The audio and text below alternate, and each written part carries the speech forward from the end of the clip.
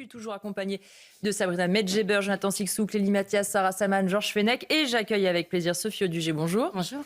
Vous êtes spécialiste des politiques éducatives et de l'enfance. Et alors aujourd'hui, vous avez choisi de nous parler d'un sujet assez passionnant. C'est le lien entre l'usage des réseaux sociaux et la dégradation de la santé mentale des jeunes.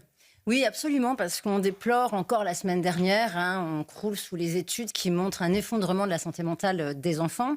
Et je voulais vous parler d'un livre qui s'appelle Génération anxieuse, qui a été écrit par Jonathan Haidt, qui est un psychologue, professeur à l'université de New York, et qui a rassemblé dans un ouvrage qui est un peu un pavé, mais qui est essentiel à lire aujourd'hui pour comprendre pourquoi la santé mentale de notre jeunesse est effondrée, ce qui est quand même un enjeu majeur puisqu'ils sont l'avenir de la société.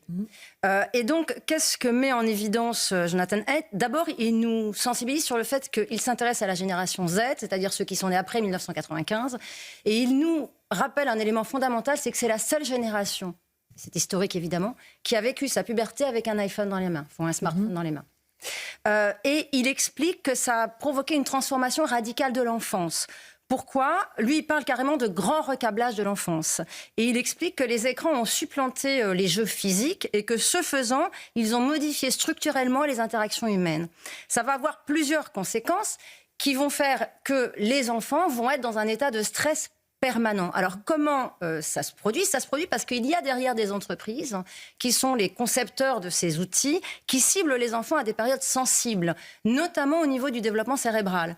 On sait que, par exemple, les aires de la récompense vont être matures plus tôt que le cortex préfrontal qui va nous permettre d'inhiber certaines pulsions, etc. Ça va avoir quelles conséquences ? Ça va avoir pour conséquence que ces structures vont mettre en œuvre, si vous voulez, des mécanismes d'addiction par des boucles en fait rétroactives qui se font notamment sur les récompenses intermittentes, c'est-à-dire les mécanismes utilisés par les machines à sous. Et c'est d'autant plus paradoxal que ces machines et ces systèmes-là visent à maximiser l'addiction dans une période de notre époque où on assiste à une surprotection de la parentalité dans le monde physique et une sous-protection dans le monde virtuel. Et lui, il va très loin, c'est-à-dire qu'il dit que ces outils sont faits pour répondre à des envies et des pulsions des adultes, mais au mépris du plus grand danger chez les enfants. Et c'est ce qu'on constate dans les statistiques. Alors, comment ils font ? Ils appuient sur les systèmes, donc que ce soit les réseaux sociaux ou tous les systèmes, si vous voulez, addictifs sur lesquels les jeunes sont. Ça va être TikTok, évidemment, ça va être Instagram, etc. Ils s'appuient sur des biais psychologiques qui sont ceux propres à l'adolescence. Il y en a deux principalement, c'est le biais de conformité et le biais de prestige. Le biais de conformité, c'est le fait d'appartenir à un groupe, c'est le fait de se conformer au groupe, et le biais de prestige, c'est de suivre les personnes les plus visibles. Les personnes les plus visibles, c'est pas celles qui disent la vérité. C'est celles qui vont partager des expériences les plus extrêmes. Ces deux mécanismes propres à la préadolescence et à l'adolescence, biais de conformité et biais de prestige, vont être très amplifiés par les algorithmes. C'est-à-dire qu'on va en plus leur redonner les mêmes contenus, ce qui va amplifier le biais de conformité et amplifier le fait d'être stimulé par des expériences extrêmes. L'une des conséquences, c'est que pour cette jeunesse, c'est-à-dire les préadolescents, on est vers 9-10 ans et jusqu'à 15 ans, la peur de la mort sociale est plus importante aujourd'hui pour eux que la peur de la mort physique. Ce qui est historiquement spécifique, psychiquement. Enfin, je veux dire, c'est quelque chose qu'on a même, nous, la génération précédente, du mal à concevoir. Ce qui est normal, puisqu'ils n'ont pas été poussés les limites du réel, et ils sont dans un monde virtuel qui est déresponsabilisant et où la fuite est possible en permanence. On l'a vu dans certains cas récents malheureux, où des jeunes passent leur temps sur les réseaux sociaux, dans de la violence, etc., et sortent et s'attaquent à une enfant dans un processus totalement désinhibé. Voilà. Associé à ça, on va avoir un nouveau mécanisme, c'est également très important, qui s'appelle la création et l'émergence de troubles sociogènes. C'est assez particulier, c'est-à-dire que c'est des maladies qui sont induites par les réseaux sociaux. C'est-à-dire que les symptômes ne proviennent pas de la biologie, mais ils proviennent d'une conformité à des contenus des réseaux sociaux.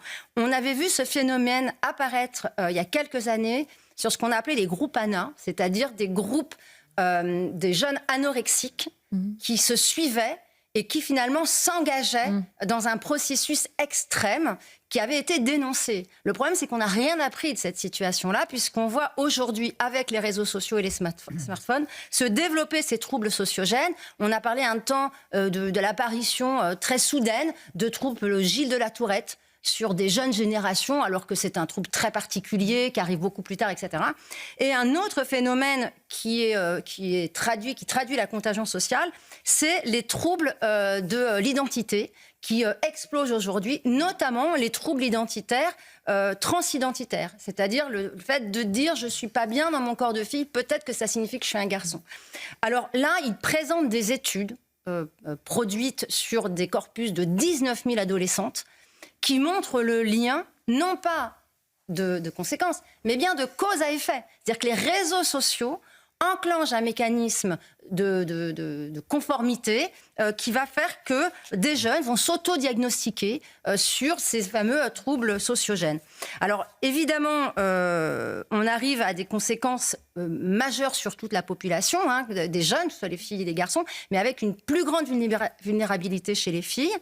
Et ça se traduit également par quelque chose qu'on n'a peut-être pas obligatoirement mis suffisamment en exergue, c'est notamment le développement du harcèlement chez les filles, puisque les réseaux sociaux permettent de développer ce qu'on appelle l'agressivité relationnelle, qui est un modèle d'agressivité plus développé chez les filles. Les garçons vont plus être sur le physique. Et on a une explosion du harcèlement entre filles, alors que le harcèlement par les garçons a largement baissé. Ce que démontre également cet ouvrage, c'est qu'en fait, on a abandonné l'enfance et qu'on oublie que l'enfance, c'est un droit, mais ce n'est pas un marché. Et ce que démontre cet ouvrage, avec vraiment très sourcé, c'est à quel point on peut faire un lien de cause à effet entre le développement massif des réseaux sociaux, l'usage compulsif des réseaux sociaux chez les jeunes et l'effondrement de la santé mentale de notre jeunesse. Alors, il y a plein de solutions. La première serait que les politiques arrêtent d'aligner les constats sur l'effondrement de la santé mentale et prennent des positions fermes. Moi, je le demande depuis assez longtemps, hein, c'est-à-dire l'interdiction des téléphones dans tous les établissements scolaires, lycées inclus. Et je pense que les parents doivent mesurer, d'abord ils doivent lire ce livre, ils doivent mesurer les mécanismes qui sont en cause et comment cela modifie la structure humaine et donc le rapport à l'autre des enfants, ces usages excessifs des réseaux sociaux.